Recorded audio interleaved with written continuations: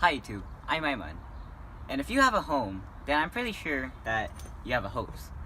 And if you have a hose, then I'm pretty sure you've probably had an experience with a leaky faucet. Now, leaky faucets happen around every 20 to 30 years, and they're a common problem. So, if you come to this video to find a way to fix your leaky faucet, then you've come to the right place. So in this video, I'm going to cover some ways that me and my dad figured out how to fix a leaky faucet in a hose, especially. Alright, so what happened here is that this is an outside faucet here, right? And down here, it leaked a bit. That means there's probably corrosion here, or the rubber is not sealing properly. So probably the fastest way to fix this is to replace the rubber. However, when my dad did that, when he opened it, he actually bent the copper pipe inside, and that damaged it, which means that instead of replacing just this part or just the valve, we have to replace the entire system. And I'm going to show you how to do that without using a soldering. Alright, so here's the old copper piping system. The common solution to this would just be to solder it together using a blowtorch and a sleeve. However, most people don't have the materials for that. They need a blowtorch, lead, flux, and especially in my case, some people would have to solder it while looking up, and that would be a bit difficult, so most people don't want to do that. However, to fix this problem, what I'm going to do is I'm going to show you what new technology has done. Right, so what we have here is something called Sharkbite. Now there are many different adapters and connectors, so I'm just going to use this one. So if you look closely, this is the female end. If you look closely, there's a place to insert the copper piping. It just has just the right diameter. But there's also a grip that keeps the copper piping in place once you put it in there. So let me just demonstrate. You can hear that I locked in, and it's not going anywhere. And what you do with this Sharkbite is just to connect the pipes. So this has a thread on it, and this valve also has a thread on it, unlike this one here. So what you do is that you take some, I forgot what the name of the tape is, it'll probably come to me. But you put it on, and then you can screw on the valve, and that's basically just used to connect the pipes. So they have many different connectors here. As you can see, they have like an elbow, and a male to male, female to female. And as you can see, it's not going anywhere. It's pretty strong. Okay, so to take it out, they have this C-clip right here, and you just put it on, and basically you grasp it, and then you try to pull it off. Oh, maybe not that hard. I was overestimating how much strength you needed. So it isn't that too hard to take off. And by the way, this tape is called PTFE thread seal tape. It used to be called Teflon tape, but Teflon doesn't make it anymore. Just to note, if you're going to do this with a valve, make sure to get one that has a thread on it. The old one doesn't have a thread on it, and I think I said that, but I just flew past, so I just need to put emphasis on this. Make sure you have a thread.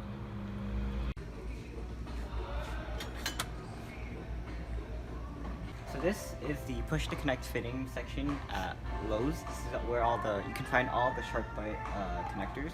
And just look at how many there are. Like elbow, we have ball valves, there's like a ton of them. So we're right across from the push to connect fitting section. And earlier I mentioned how another problem to the leaky faucet was to solder the piping.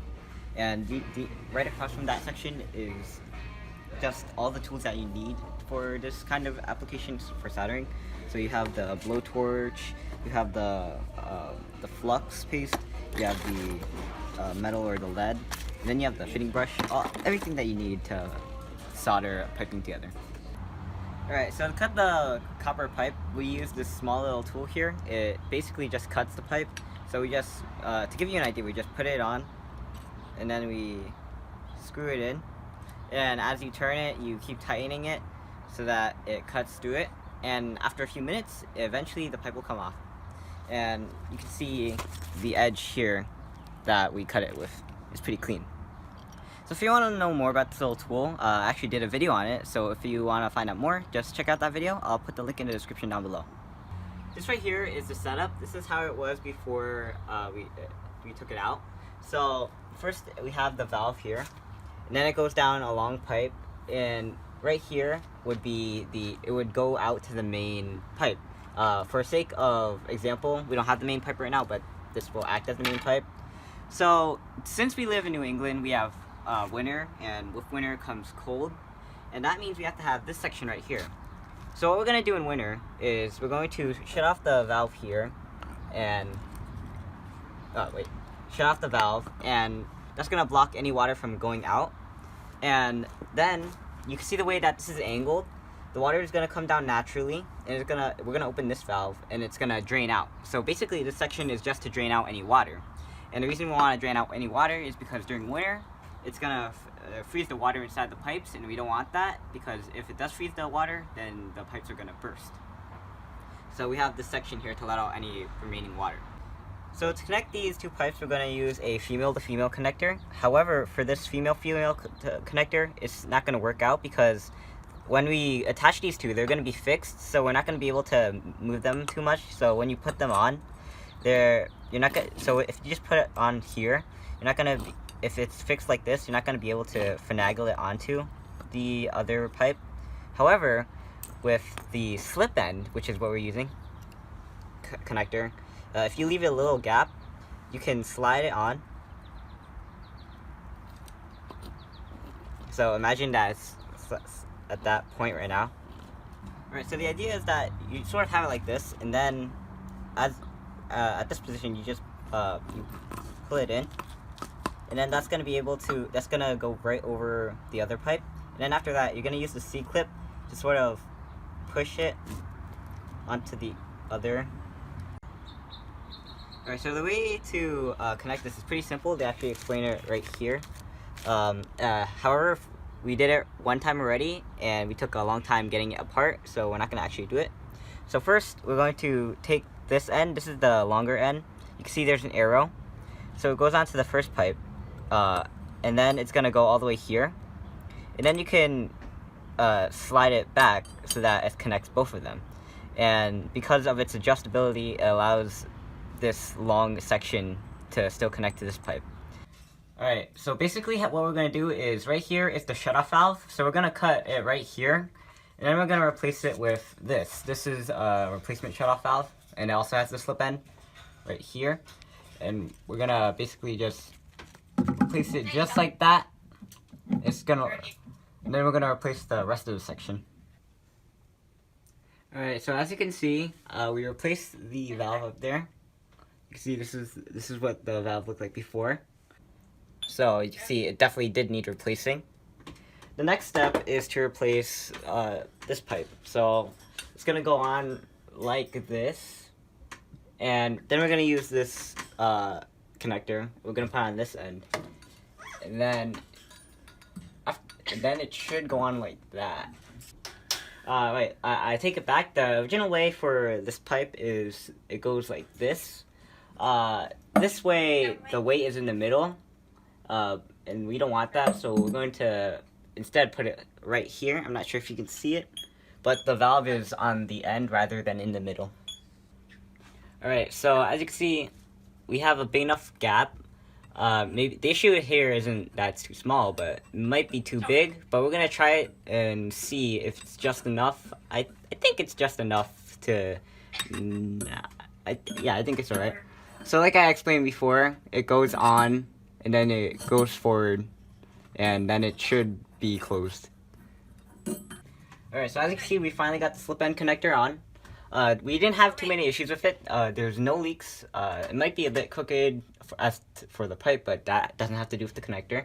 And for now, everything is done, except for we're going to wait a few days to see if everything's alright. And then after that, we're going to fill in the hole over there with some silicone.